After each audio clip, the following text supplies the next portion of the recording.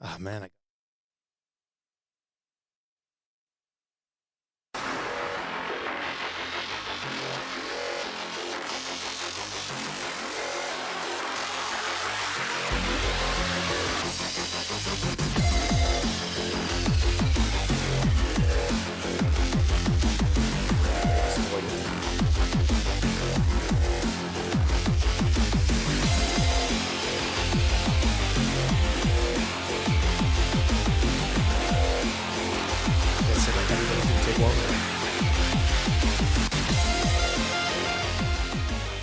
It's time for Two Guys and a Goalie with Dustin Nielson, Matt Kassian, and the goalie, Joaquin Gage.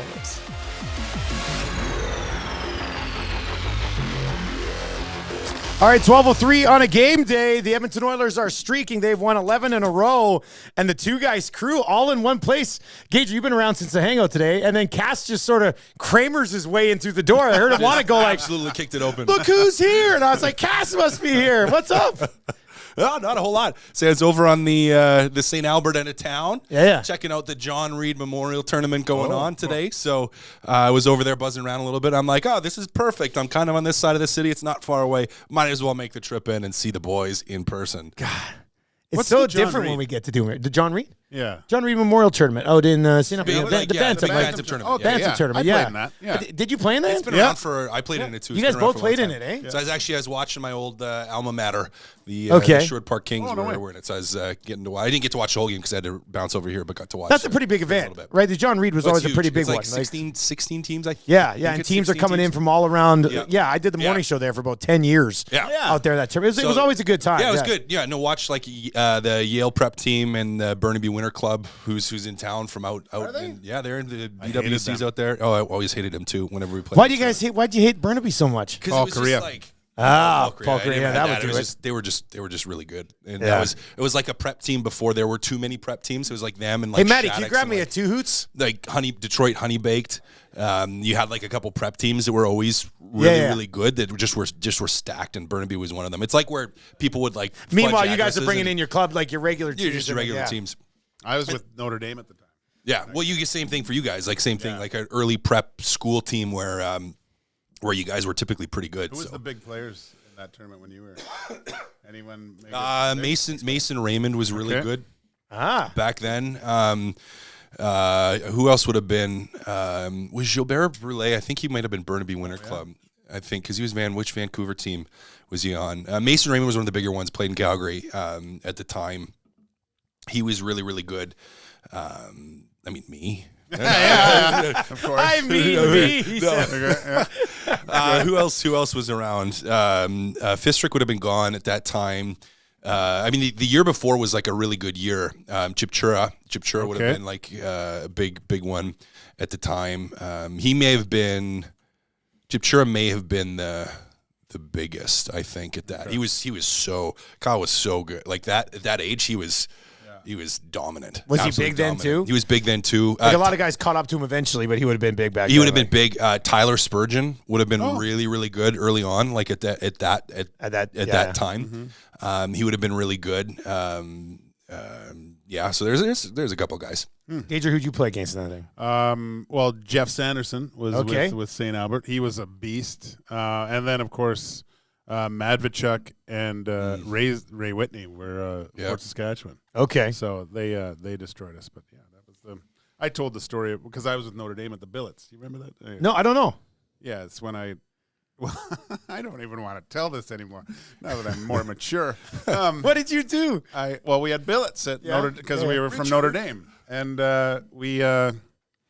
it's tough to get your own laundry done, and I didn't have my laundry done at the time, so I didn't have underwear, so but I had a couple extra jock straps, and so I know where this is going already. Yeah. and I don't know. I think I sharded at one point, and I didn't want to take the shardy jock strap. Just a little bit underneath, it was just, and we stayed at some place in St. Albert, and I threw it behind the deep freeze, and so It's probably still there. probably still there. So How old were you then? 14. 14. Yeah, that's different because I crapped my pants in grade 1. Well, everyone's done And it. I- If you haven't done it, you're not truly I living. put my underwear. I took off the top of the tank, and I put it in the top of the tank. And but I was 6.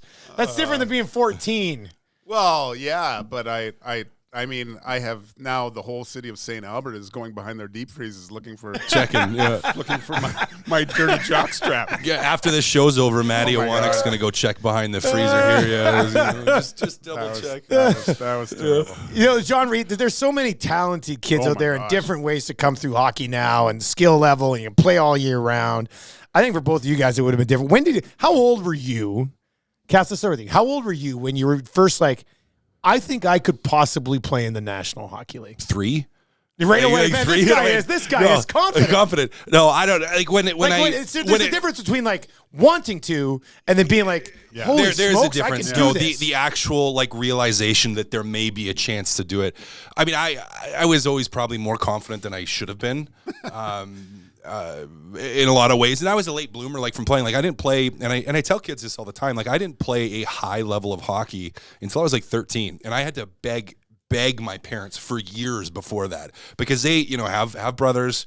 Everyone playing sports. That's a big commitment. Very involved in family life and in church and different things going on, and so I did, just with the time commitment, even it was like, and the financial commitment too, is like I had to beg them for years to just let me try out for the rep team.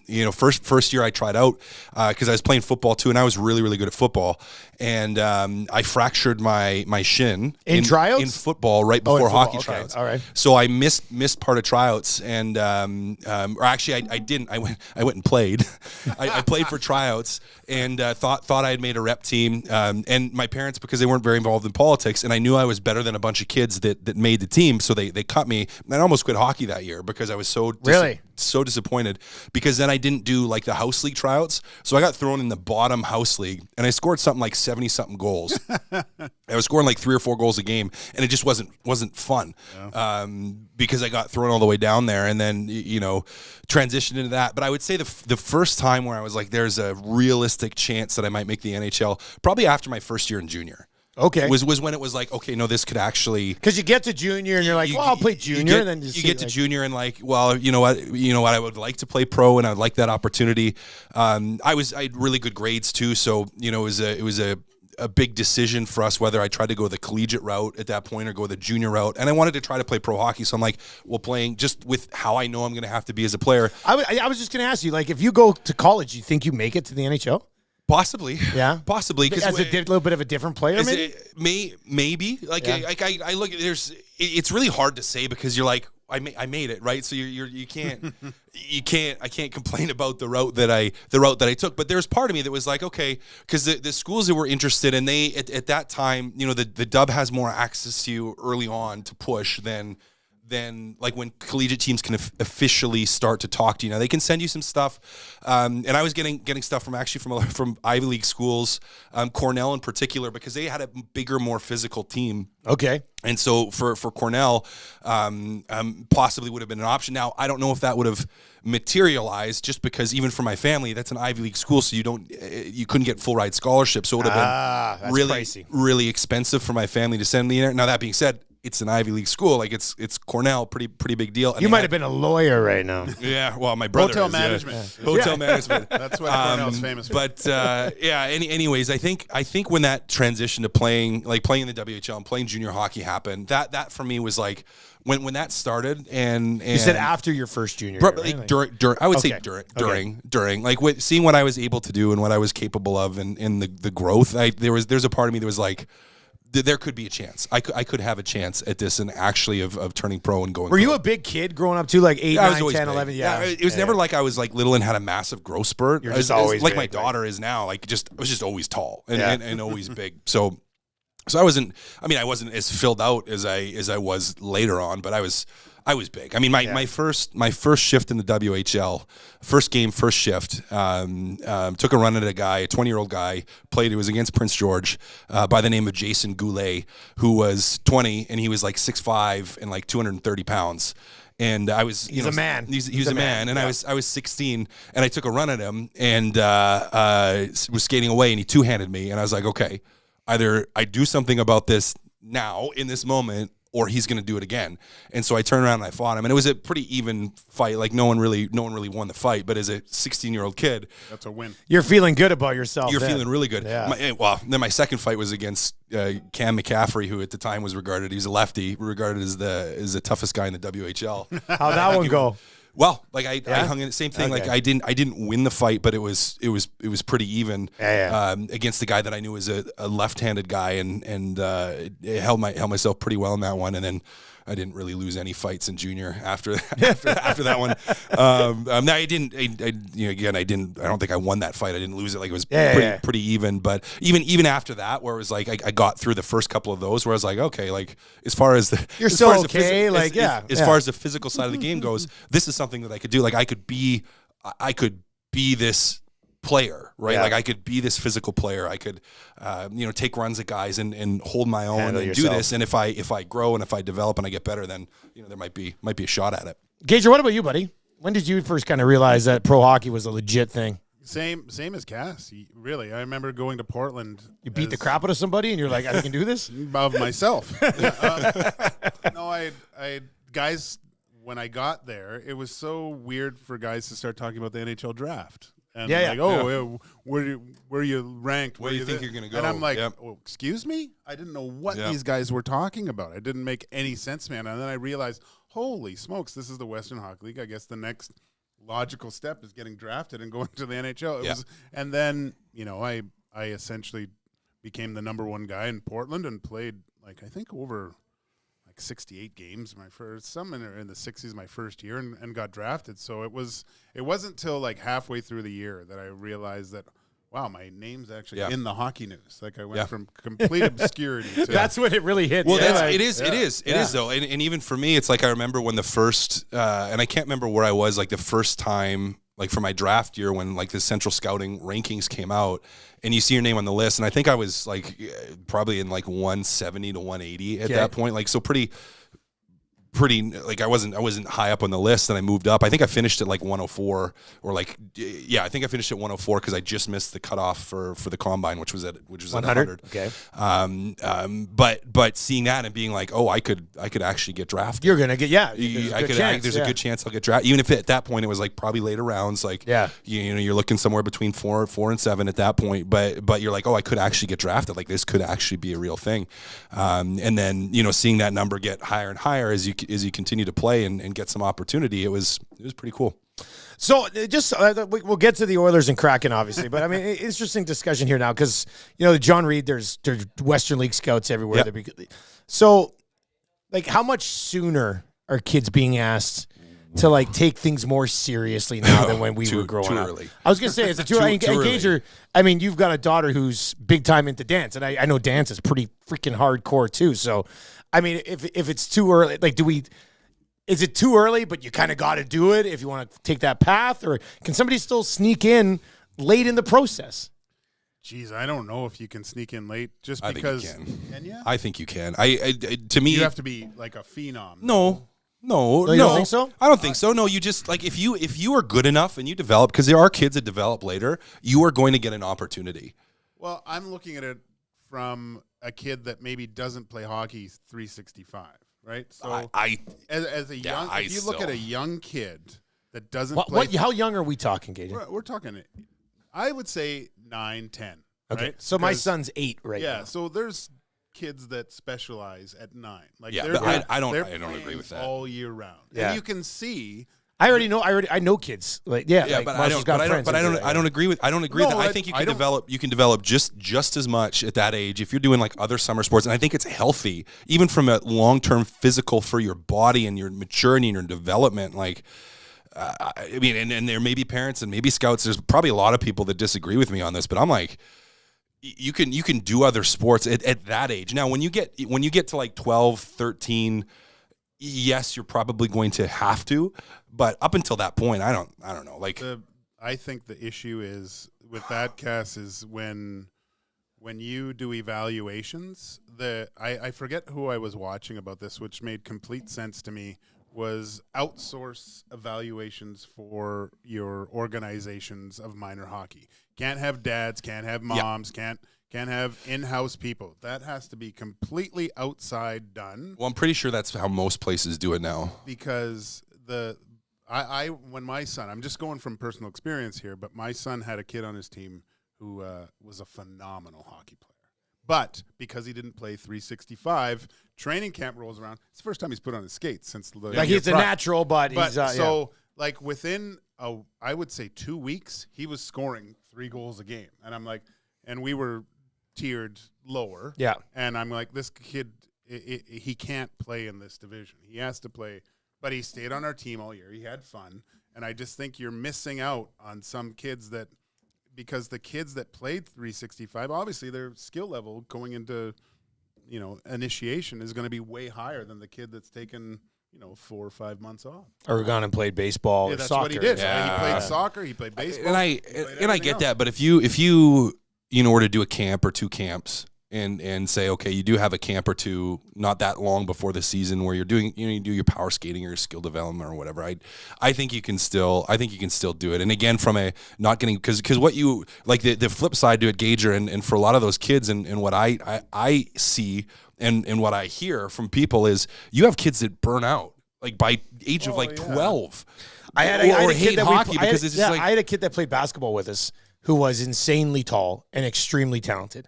And grade 8, 9, and 10, this kid was a stud. Like, we're like, man, Joel is going to go places. Yeah. We got to high school, and it was time for basketball tryouts. He's like, I'm done. And we're like, what are you talking about? You're going to be the best player on the high school team for the next 2 years. He goes, no, I'm done. I said, why? He goes, I'm just had enough. Yeah. Because I can't take it anymore. Like, I'm done. And he just bailed. And you can burn kids out with it, especially if you're forcing them to do that thing. So I don't. Especially, you're right about the forcing. And like if a kid wants to do it, that's different. That's different. Right? That's different. Like if a kid loves it to the point, like where that's what he or she wants to do, they're doing it on their own, and they're doing it on their own, and they have a desire. Great. Like sure, go for it. But for kids that are like, hey, like I want to do some other stuff too, and develop in other ways, because it's like from a coordination standpoint, it's like, well, yeah, you can develop playing basketball. You can develop playing like physically and mentally playing football and playing volleyball and playing baseball or soccer, like whatever it is. It's like, well, no, you can develop as an athlete and as an individual, as a kid, and get better to a point where I still think you have an opportunity. Like if your talent is there and if the drive ends up being there, then yes, there's, I just hate saying like kids have to specialize as early, and I wish it hadn't gone that way in some ways, where it's like they do ultra specialize at like 8 years old. Now again, if that's all they want to do, fine. But I just don't know many 8-year-olds who only want to do that. No, I know. Kids want to have fun. They want to try different things, and you don't know what they're going to fall into at some point along the way, right? Like it's real fascinating, and like you've been through it, Gager. I'm starting to go into it now. Cash, you've got the young girls like my kids. Because how old are you? I'm 8 and 6. I'm 8, 6, and we're going to be 9 and 7 like in the next 2 months, right? And it's like I can already tell with some kids that it's starting to get pretty serious, and I'm just like, man, these guys are still so little. Yeah, like I just can't imagine making Marshall go to dryland training 3 times a week when he's 8. But some people do. But for dryland training, I'm like, what is dryland? I know, but it's a thing. Like people are like, well, you're gonna make kid's the kids like start lifting like, weights like at that age. Like it's not. Yeah, my kid read a book and played with toys for a bit. Like that's okay too. It's let them be kids. Yeah, I don't know. Too. And as a parent, I like seeing the different sports. Yeah. Who knows? Like eventually you'll find something that you're really good at. Yeah. And then I don't care if it's a sport or not. Do that. Yep. Like just do that type of thing. Because what's dance like, Gager? Tell us about dance. Oh my God, we need a whole. My nieces are in dance, and they said it's like a hockey equivalent. Like it's. You look so like talking about dance. You just got this blank stare in your face. It's Gager's retiring 10 years later. Than he could because of dance. I should be in Cabo right now. But no, it's extremely expensive.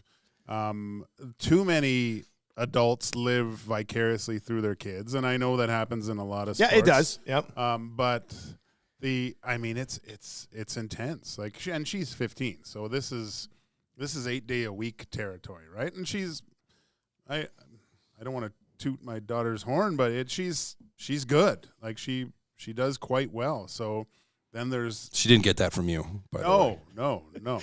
She didn't. But, it's very difficult when you win in dance, the spotlight's focused on you, and then people don't like that she's the focal point at times, right? So a lot of stuff behind. Oh, this person, drama. The chats behind the cattiness. It's just. It's a lot to deal with. But I get angry a lot, and I wanna go and talk to people about this, but I don't, obviously. And then I just realized she's going to be very, very strong-willed young woman because of the stuff that she's been through in dance. God. Yeah. I dread whoever she picks as a partner in life, because he's gonna have to deal. Poor bastard. He is going to have to deal with a shitload. I feel like that from my oldest already. Already? I'm just like, but not so much. I mean, this strong one. My middle one will be as far as I can tell, like the super, super strong-willed one. But my oldest is, I describe her as she feels very, very deeply. Oh yeah, and that deep feeling, whether it's on the positive side or the negative side, happens very, very quickly. I have a very emotional 8-year-old in Marshall, and Elizabeth's. She's different. Yeah, she's that's my middle too. Lizzie is just Elizabeth's a killer, and she knows it. Yeah, that's so my middle one too. The difference between your kids. Were your first and second the same? Is it they're so different. Yeah. Elizabeth is. Yeah, she's amazing. She's in hip hop dance class right now. And I've said it on our show multiple times. Elizabeth is cooler than I was at any point in my life, and she's 6. Which is wild. This is a message in from the doc. He says, Gretzky always said playing lacrosse and baseball growing up helped his hockey career. If playing multiple sports is good for the best to ever do it, it should be okay for your kid. Which is true, which is what we're kind of saying here. But the difference is that when Gretzky was doing it, other kids were also playing baseball. Yeah. And other kids were also playing lacrosse. And there wasn't somebody who was going to a hockey academy for 10 months and then playing summer league and then rolling in. Like there's no off season for some of these kids, right? So that's a tough comparison. I know he's the greatest ever, and it's great advice, but it's so different. See, but I kind of agree with that again. And I think if you're wanting in the kid showing enough promise, and he doesn't want to do or she doesn't want to do the year round thing. I think still with a camp or 2 camps before your child's. Yeah, I think we do. Marshall and Elizabeth, they go in a hockey camp for a week. In mid-August. Get back on your skates. That's what I would do, like the late summer hockey camp, just so you're not rolling into tryouts or whatever. Not being on your skates for the first time, right? Like that. To me, that's reasonable. Yeah, I think that's reasonable. The last thing you want to do to these little kids is just burn them out. Yeah, it's just you want the worst thing in the world is taking your kid to something they don't want to go to. That's awful. I'm forcing my kids. It's in a couple of weeks actually. My oldest, because I'm like, okay, I've had enough because they haven't played any hockey warming it yet. Finally, my middle one, like a month ago, was like, Dad, I think I want to learn how to play, and I'm like, yes. And so now they're like enrolled in a camp to learn. Actually, with it's like a learn to play camp with the Oilers, which will be fun because I don't think I'm going to go on the ice for the first couple sessions. Like I'm just going to let her be out. Let them for 1 or 2 and then on. My wife's like, you are not going on. I'm like, okay, I won't go on like for the first 1 or 2. Like I just want them just to go and not have Dad there, and then I'll probably. Man, though, the whole forcing thing, I think the best thing for me is like Marshall wasn't super into hockey when he was like 4, which is when like you put your kids in that first. So I was just like, well, it was breaking my heart, but I was just like, that's fine. I'm not going to force him to do it. And then when he's about 4.5, he just became obsessed. And then we're like, okay, well, you'll play when you're 5. But I had him in power skating when I was 3 because he was going to learn how to skate and then, be Paul Correa one day. And I remember, I think I might have told you guys this story off the break. He was at power skate, or he was at like skating lessons at the Kinsman. And, he's a bigger kid too, and his ankles were like they were taking a beating. And they're like, okay, everybody go skate around the outside of the rink one time. And they're all little. He's just stepping at the time. So he's working on like this 12-minute lap, right? Like he's slowly going around the boards. And I could tell, I was like, man. So I go around to the corner, and I think he was late 3 at the time. I'm not sure he was 4. I think he was about late 3, mid 3s. And he's coming down, stepping down towards me in his snowsuit and his McDavid jersey. And I look at him, and he's bawling. He's just bawling. And I was right by that one door in the corner of the Kinsman. And I open up the door, and he comes skating towards me, and he's balling. And I said, "How are you doing, buddy?" And he looks at me, he goes, like he gives me a thumbs up, but he's crying. And I grabbed him and I took him off the ice. And I was like, you know what, dude? If you're not ready to go to skating lessons, that's fine. And then what we ended up doing was we went to the River Cree when he was older every day at noon, just me and him and these two old guys named Bob and Bert. And it was just like a free drop and skate. There's only ever the four of us there. Yeah. And we just messed around. And he learned to skate, and it was like fun. Yeah. And that was when I was just like, man, we can't force our kids to do something when like he's on the ice crying, but he's looking at me going like, it's good, man. I'm like, no, it's not. Like, this is the worst thing ever for you. So yeah, that was the one thing. That was a lesson we learned. And then, Elizabeth she just does whatever the heck she wants. So it doesn't matter. All right. Good discussion there. We'll get into the Oilers and the Kraken here. Bill is in and says, this is an inspiration from your story, Gage, from earlier. Guys, I crapped my pants as an adult. I used a bidet for the first time, and then I took my dog for a walk, and it hit me like a tidal wave, and I didn't make it home. I had to throw out my shoes and socks. That's in from Bill, who I'm not sure if he used a bidet properly. Right? Like, I don't know if that's how that's supposed to work. It's not an enema. Yeah, exactly. Yeah, that's. It sounds like he's just like, I guess it has to go here. Is it Dave? That's not how. Turn down the velocity. Bill. Yeah, Bill. Bill, turn down the velocity of that spray. Jeez, it's not supposed to be that clean. All right, the Oilers and the Kraken tonight. The Oil have won 11 in a row. They get Seattle, who'd won 9 in a row, have dropped their last 2. Cass, it's so weird when, like, I don't know if I've ever seen a team, and of course this is the one that we watch very closely, but have you ever seen a team go from looking like they can't win and they'll never win to literally looking like they can't lose and they'll never lose? No, it's bizarre. It's just nuts. It's like unexplainable to me. Like, I mean, you could say, well, the coaching change and this and that. And I'm like, yeah, coaching change, but coaching change, like, have you ever seen a coaching change do something so dramatic? No, because it's not just the coaching. Now they were playing so horrible before and without any confidence and just couldn't do anything, couldn't execute.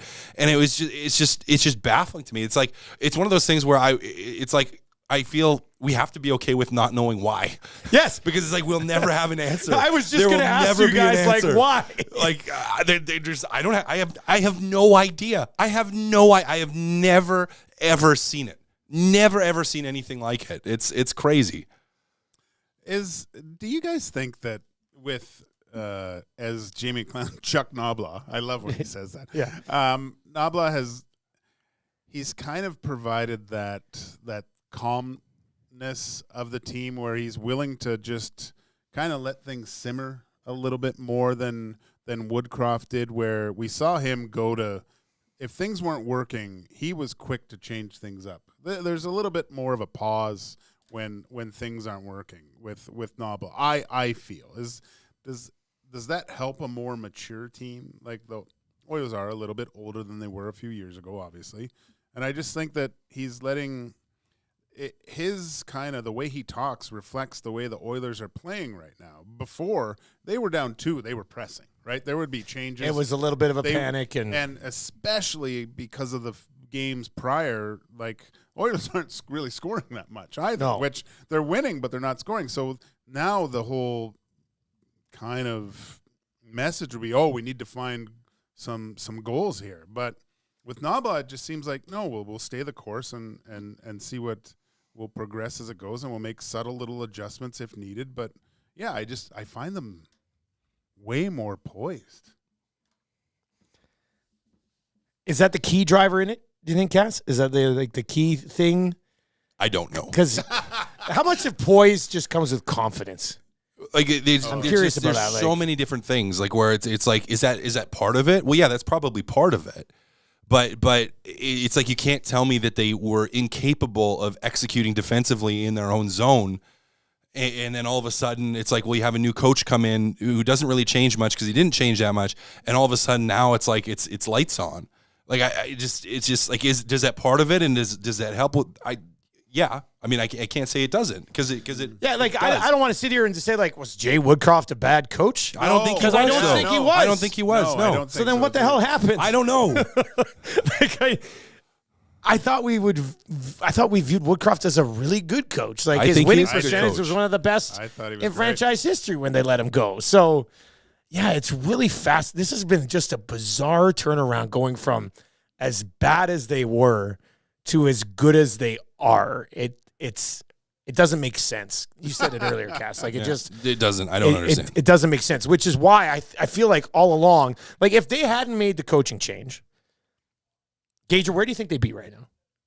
In a wild card spot anyway? Yeah. Yeah, me too. Yeah. But I don't think but I also wouldn't think they'd be 19-22. Like, I don't think they would have been this good. I don't know. Yeah, I don't get. Yeah, you don't know why. This is what we expected to an extent, though. But yes, maybe not quite to this level. But like you expected them to go on 4, 5, 6 game winning streaks, like to win that many in a row and kind of do that consistently. Maybe not 8 and then maybe 11. not 8 and 11, but like you expected them to win lots of hockey games and to be good consistently. And occasionally, lose against a good team or occasionally have an off night because that happens, but not to the level that we have seen now. Maybe Woodcroft was so brilliant that he planned this start to know that these guys don't want to feel this way for the rest of the season. So it was just his plan was implemented, but he got fired before it really took hold. What a guy! What a genius! He was thinking ahead. Genius. You thought Knobloch was playing chess. Woodcroft was playing the long game. He wins the Jack Adams. Yeah, that would have been amazing. Actually, so Jack Adams. I was going to bring that up. So somebody asked us today, what does Knobloch need to do to win the Jack Adams? And I said if he can somehow track down the Canucks for the division and the Oilers finish first in the division compared to where they were when he took over, I know I think if they're even close, bonus maybe. in Winnipeg that's gonna be a tough case this year. Talking obviously with the Canucks, but yeah, if they get close and he's rolling a 730, 740 win percentage since taking over, I feel like he kind of has to be in the conversation. Even if he doesn't win, to be in the There's conversation. votes there. There's votes there. Yeah. Yeah. Yeah, for him to win, he has to pass. They have to pass the Canucks. I think if they pass the Canucks, he wins. He wins. Jack Adams. Yeah, he wins it for sure. But I mean, well, I'm not going to say they can't do it because. Well, it's tough to say that now. Canucks They've got 4 games in hand and they got a head-to-head. So that could be 10. The Canucks haven't hit a skid yet. No, they haven't. So, and I've said this before, I don't trust a team that doesn't face some sort of adversity throughout the season. Like Boston last year. Yeah. Like at some point, they have the lotto line goes cold for 4 or 5 games. Like how do they get through it type of thing? They lose 2 or 3 in a row. See, so if the Canucks come down to earth even slightly, the Oilers win the 4 games they have in hand and beat the Canucks straight up. I mean, it's not. I can't believe we're even saying this. It's not out of the realm of possibilities. It's not impossible. Yeah, which is insane because a month ago, I was like, oh, there's very small likelihood that they catch LA, and then all of a sudden, LA goes on a skid, and Edmonton has ran 2 massive heaters in a row, and you're just like, oh, they made up time on the Kings in like 2.5 weeks. It was like Kings don't lose, Oilers win every one. Okay, all of a sudden they're right there, which nobody expects either team to go on that type of run. So it certainly made up ground there. Stuart Skinner is going to start tonight. Gager, surprised by it? Agree with it? Where do you come out on this one? Before we get to Stuart Skinner, I just want to talk about something I wanted to express, and that I'm very upset about the offside rule because we were robbed of one of the greatest goals of the season so far by Zach Hyman. Yeah. And I just wanted to hear the little this, little that. Top cheese. Cheese, because that would have fit perfect for that goal, because that was just miraculous. Roof Daddy. And even but that being said, it was offside. It was offside. I realize that, but it wasn't during the play, right? They had to look at it. So, and even Keefe, if you go back and look at it, they pan to him when they're reviewing, and he looks to someone. I think it was Malhotra or whatever, and he goes, "That's a pretty good goal." Okay, back to Stuart Skinner. You gotta respect. I thought that was Hyman's best goal of the year. That was unbelievable, man. That was a ridiculous finish. That's so good. That's a McDavid-esque finish. It was so good. Oh, shoot. That was nice. Crap. Anyway, a little disappointed. I would have liked to have seen Calvin Pickard start tonight. I think he's warranted it. I've mentioned that I think giving him some confidence. Everyone talks about having that solid backup goaltender. He goes in and has a good game against the Kraken and gets the victory. All these questions start dying away. The need for that experienced backup, those questions stop with a win from Calvin Pickard tonight. I love the fact that Nobla has done a great job of putting him in situations where it boosts his confidence. He's not just getting the bottom feeder teams.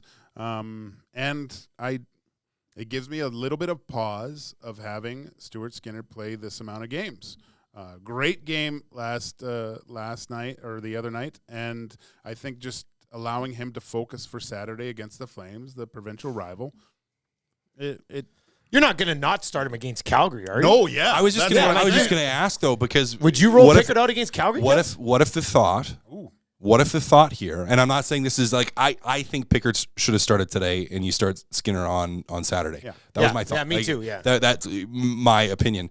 But what if the thought is from a standing standpoint is you are closer to Seattle than you are to Calgary. Get the dub. And so because Skinner has been playing fantastic, so to maybe give yourself a slightly better chance against Seattle than against Calgary. If you do start Pickard against Calgary, maybe that's the thought. But don't you give the Edmonton this is why I thought the Edmonton boy. I agree. He has to start against Calgary. Yeah, but. Yeah, so you give him a night off to think about beating the Flames as an Edmonton kid. It was bred into him from a young age. Like you don't lose to that team. There's something more, and give him a little bit more fuel over the next few days to laser focus in on the Flames. So does Pickard just start against San Jose and Anaheim kind of the rest of the way? Or I don't, but I feel like that's too many games. That's too many games. What I mean, because Seattle, I would have started Pickard tonight. Seattle's not a dangerous offensive team. They went on that great run, but they were doing it by allowing 1 or 2 goals per game. The Oilers are as tight as you can possibly be defensively right now. They haven't allowed more than 3 goals in their last 9, and they haven't allowed more than 2 goals in their last 9 games. I just, at what point, if you can't find the night off for Skinner tonight, when does that start happening? Because you're going to be in a playoff race of some sort the rest of the season. No, that's where I think I thought Pickard should start tonight. Me too. Because of that. Because it's like, okay, and Pickard's looked. Are you going to wait? He's looked good enough. Yeah. Right? Are you going to wait till Chicago to play him? When are you going to wait just for Saturday? But they didn't even play him last time against Chicago. When they could have. You got to play Skinner against Chicago. He's feeling confident against Chicago. Well, what is their record? 7-0. 7-2 against Seattle, I think. But recently, Seattle's won 7 in a row. No. Seattle they won 9 in a row, but lost the last 2. Okay, they got shut out by Pittsburgh 3-0. Lost to the Rangers. Lost to New York. Yeah, but they're also they're in their 3rd game in 4 nights, and they're on the 6th game of a road trip. Oh, this seems like a backup goalie spot. Yeah, even if you don't have a ton of confidence in them. So I don't know. It's very interesting here how they're gonna Mac T try would to have played see. me against this team. Mac T would have started you against this team? Probably not, but I'm just saying. I was going to say, in the year that Salo played 73, might have mixed you in on this front. This text is in. It says, guys, Woody panicked to begin the season and sent terrible messages early. 29 and 97 together for Game 3. Campbell starting Game 1 instead of Skinner, who was your guy last year. Nurse and Bouchard together to start the year. And that's a pretty valid points on a few of those. Yeah, Nurse and Bouchard. Now Ekholm they were waiting on Ekholm. Remember in preseason he couldn't play. So I did like the reset of the goalies saying, hey, number 1's up for grabs. And it did look like Jack Campbell was the better guy in preseason. Yep. And just say, let's battle it out. We want you guys to start fresh. I like that. The putting together of Connor and Leon within, what was that, the second period of the first game? It was the second period of Game 2, I thought. Was it? And then they went to them full time in right Game away. 3. It was right away. Yeah. And that sent the message that we heard Derek Ryan speak about when Woodcroft took over. Just more guys their positions are solidified, and there's more responsibility distributed throughout the whole team. But the way that they're playing right now, Cass, does it make it more likely that they really try to add at the deadline, or less likely because maybe people are starting to find their groove and in the spots where they're supposed to be when we didn't think they were supposed to be? I think it makes you less likely to rush out and have to pull the trigger on something just for the sake of pulling the trigger on something. I still think you look to add depth. To me, that's the big thing, is because of injuries. I mean, you look like Evander Kane, questionable for the night. He'll take warm up and see how he is after blocking a shot, and And like for instances like that where you want a little bit of a roster certainty, knowing you have some depth and some people you can put in and take out that are going to be consistent, that I think is what you're still looking for. So you're still looking for something, but you're not in like a panic like we have to change something, overpay and because it's like, well, if there is absolutely nothing out there and it'd be way too expensive, well, maybe you have the ability to say, okay, I don't have to rush out and do this and pull the trigger on this until the right situation or the right trade was available. Just need one of those guys to get hit by a puck with like a month and a half, just a little rest. LTIR it. Well, you're gonna do it. Actually, we haven't talked about this. We haven't talked about this yet. But the Vegas Golden Knights and Jack Eichel, lower body injury required something. Part of me, and the second already thinking, the second that it happened, the second that it happened, part of me is like, I wonder if he doesn't come back till playoffs. Wow. Yeah. And I'm like, and if Vegas has all this cap space and they go out and they make a big addition. And Eichel magically is like, oh, now he's back. Maybe he tries to skate a little bit. He's skating with the team for 2 or 3 weeks. But you can't bring him off the LTIR because he's not cleared. Because he's not cleared yet. So, he's skating a little bit, but he's not cleared to play. Doctors haven't cleared him. He's not 100%. And magically, he's ready to go at the start of playoffs. I'm like, what happens, guys? And sorry to change the topic, but what happens if that happens? Nothing.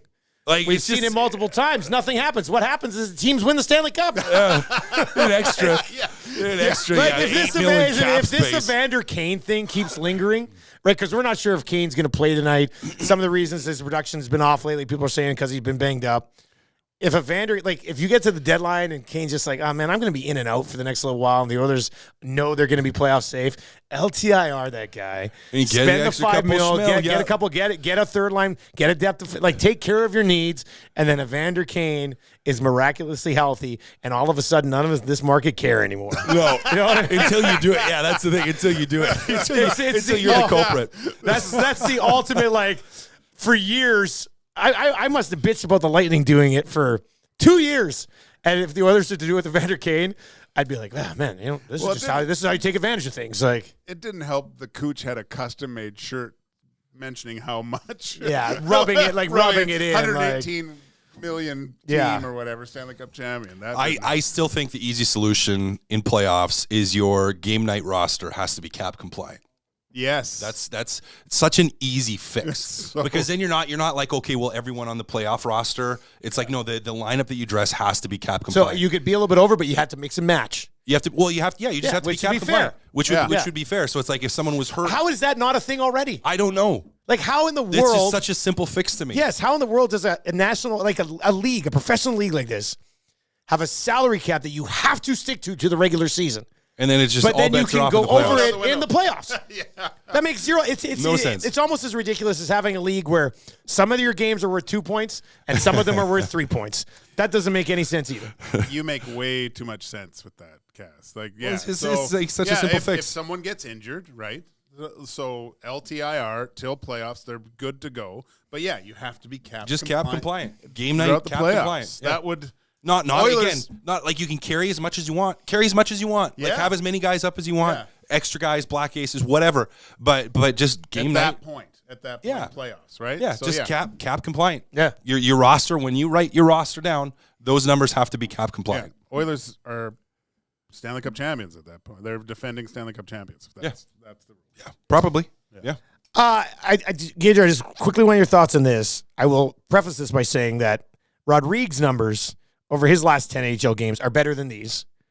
But Jack Campbell's last 10 AHL games, he's 7-3, 920 save percentage. AHL, you mean? AHL. Yeah. What did I say, NHL? Yeah. Sorry, AHL. 7-3, 920, 2.73, and a shutout. Do this for another month and a half type of thing. And trade him. And then trade him. Yeah. I don't see that happening. Oh, well, when Evander Kane is out at the deadline, I mean, you're going to have the space. You could just bring him up. Bring Campbell back up, get a look-see at him. Great for Jack Campbell to get things going again. But what if his numbers on 10 days before the deadline, he's gone over a 20-game stretch where his save percentage is .930 and his goals against average is .225. He's got 4 shutouts. Like, I guess what I'm asking is, does it matter how good he plays? Is he getting a sniff around this team anymore? Oh, no. He's exactly, if I'm GM, he's exactly where I want him to be. You have a guy that's been played in the NHL playoffs before, done well at that level, and is playing games. Like you want repetition.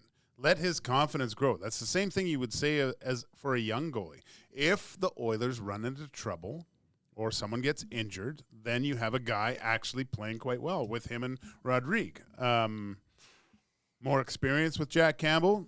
Stuart Skinner, fingers crossed he doesn't get injured. But if that does happen, all of a sudden you have a guy actually feeling good about himself that has NHL experience. That's a good situation to be in. I don't touch him. Just let him play in the minors until the playoffs roll around. You'll see him back up here at that point. And then if break in case of glass and put him in there. Let's get to a couple of what did I say?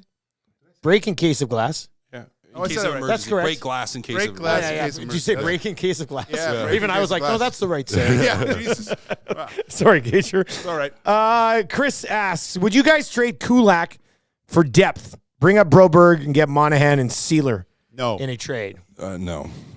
I mean, like I would love to have Monahan, but I don't know. You're going to need Brett Kulak. That guy's the Reggie Jackson. And in playoffs, he's awesome. He's shown that he can play in playoffs multiple times. Love Yeah. it. So So I mean, I'm with you guys. That's a non-starter for me. Yeah, I don't look to trade him. No.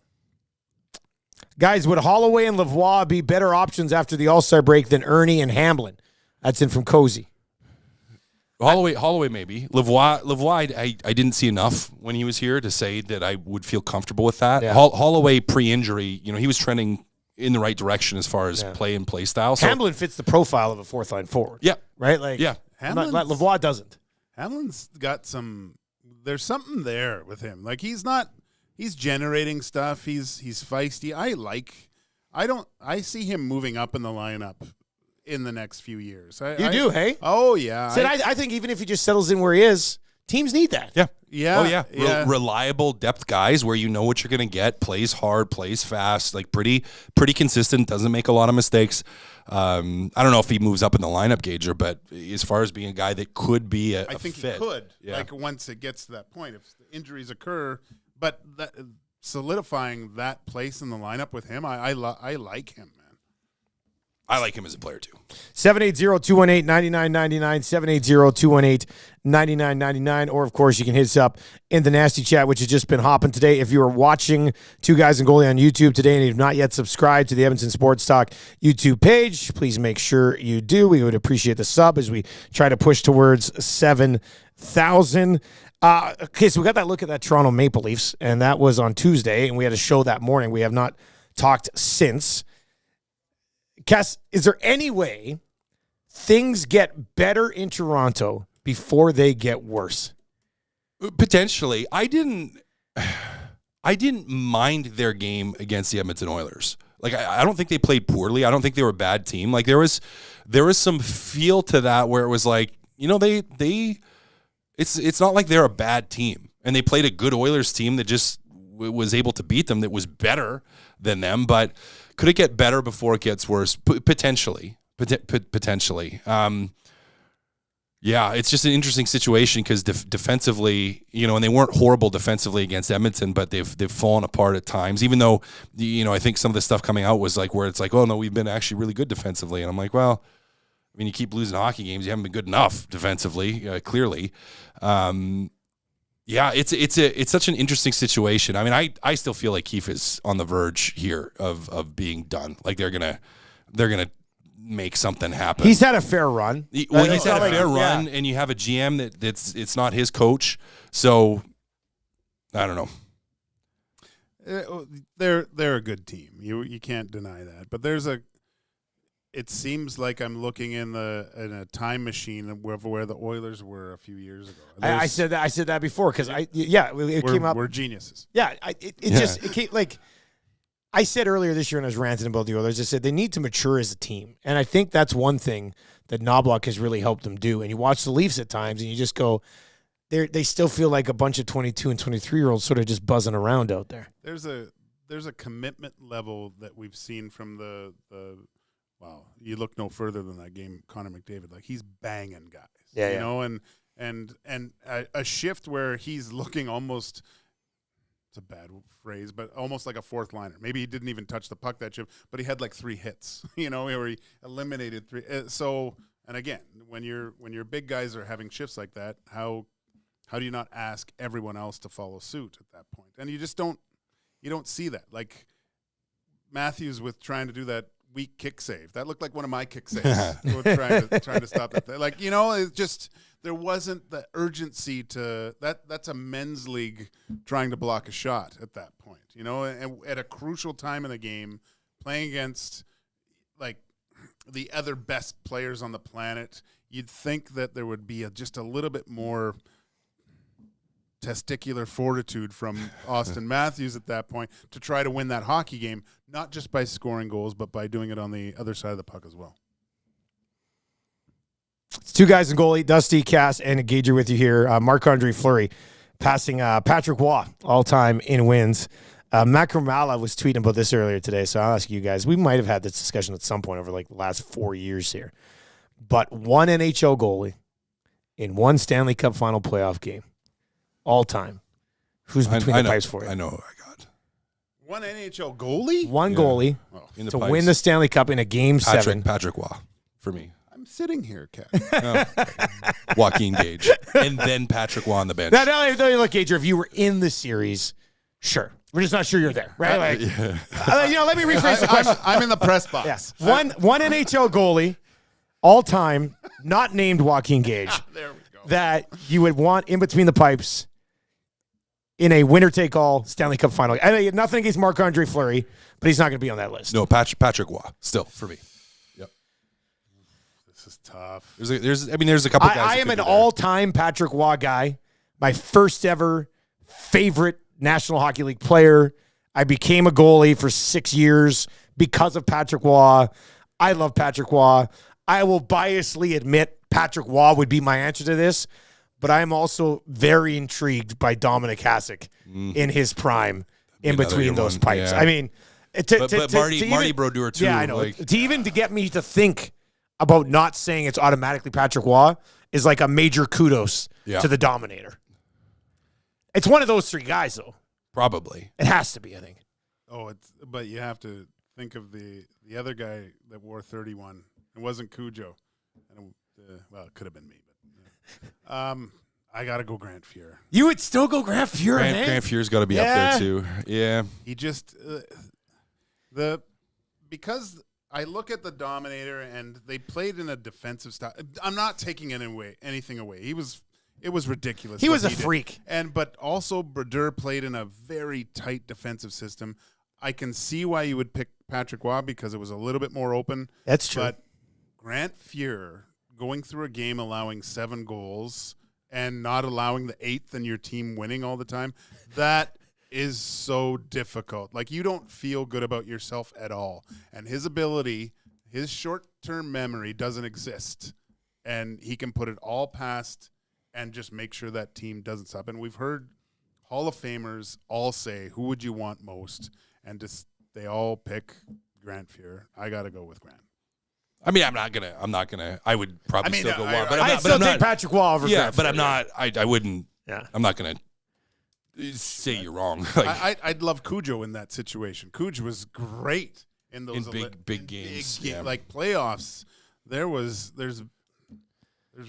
no other goalies that were stronger mentally than Cooge. He was. I like the fact that Patrick Waugh did it multiple times in different places. That's I a big like thing that. for me. That helps different, big time. stylistically different Yeah. teams too.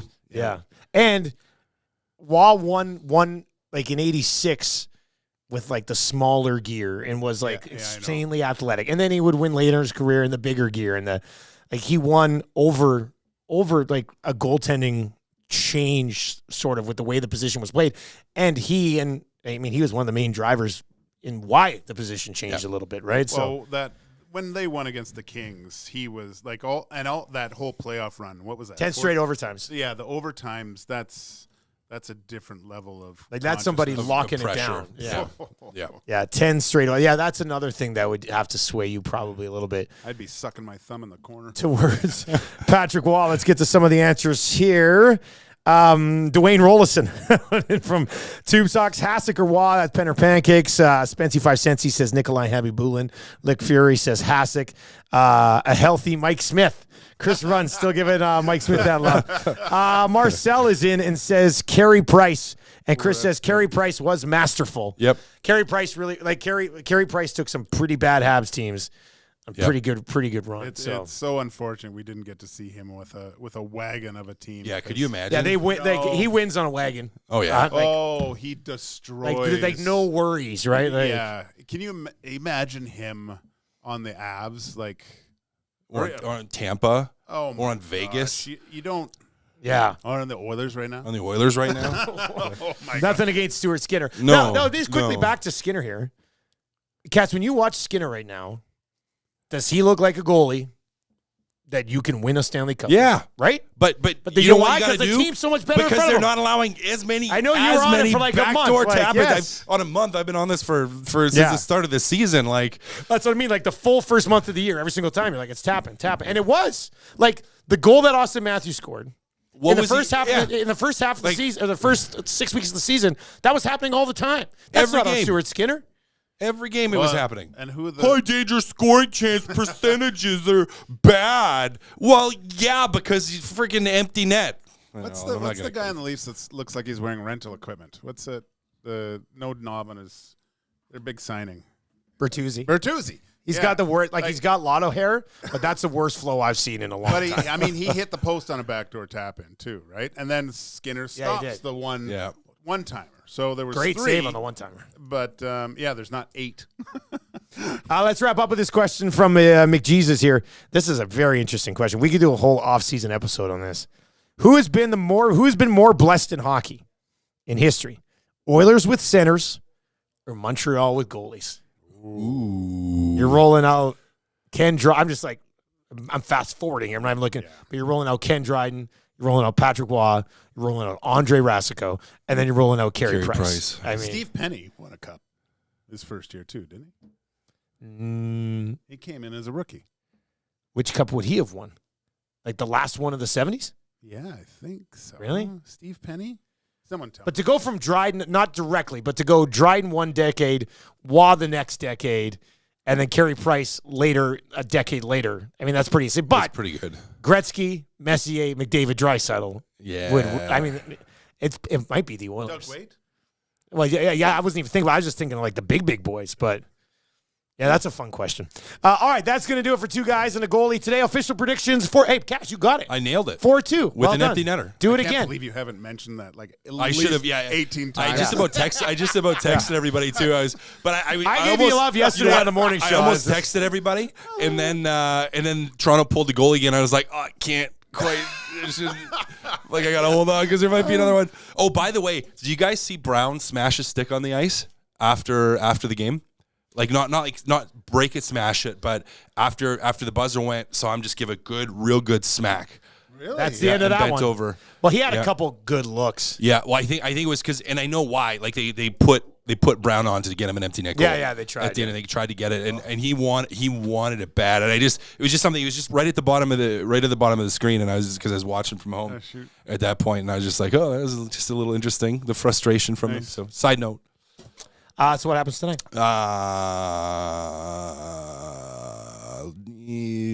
5-2 Edmonton.